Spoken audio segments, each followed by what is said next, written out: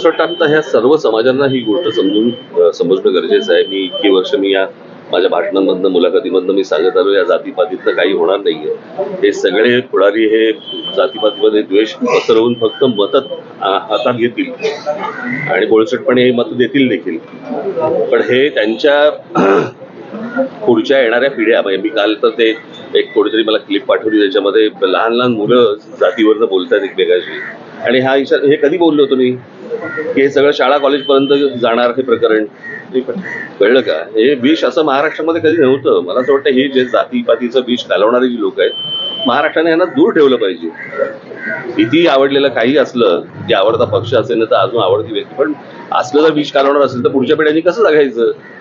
काय होणार महाराष्ट्राचं? आणि मी नेहमी सांगत आलो की जे उत्तर प्रदेश बिहारमध्ये ज्या प्रकारे सगळ्या गोष्टी सुरू आहेत तसं महाराष्ट्रात उद्या सुरू होईल. खून खराबही होतील याच्यावर. याचं कारण त्यांना विकासापेक्षा जातीपातीमध्ये तेढ निर्माण करणं आणि त्यातनं हाताला मतं लागतायत हे त्यांना जेव्हा कळलंय म्हणून हे त्याच प्रकारे पुढे जाणार.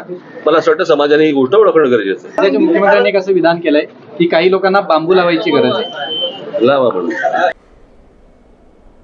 संजय राऊतला सकाळचा भोंगा बोललं जातं.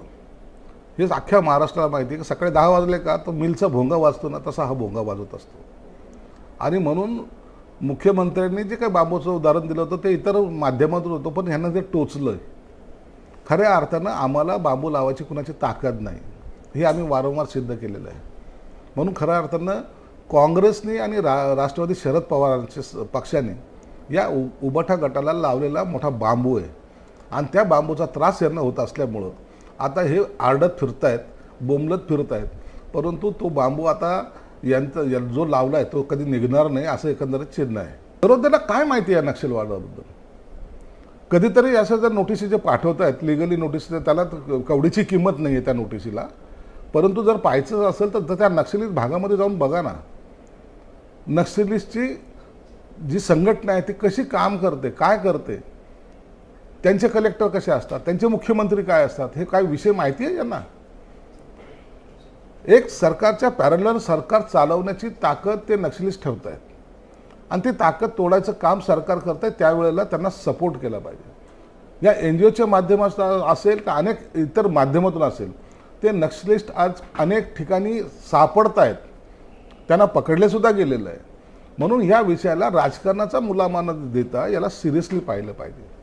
अनेकांचे जे जीव गेले, जे पोलीस बांधव आहेत, जे त्याच्या चकमकीमध्ये मारल्या जातात, त्यांचे कुटुंब उद्ध्वस्त होतात.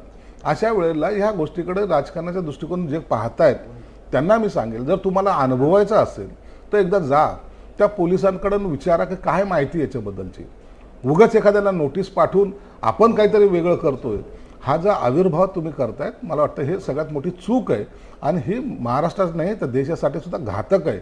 अशा वेळेला जे सत्ताधारी आहेत किंवा जे सरकार काम करते त्या पोलिसाला आपण पाठबळ देणं हे आपलं काम असलं पाहिजे.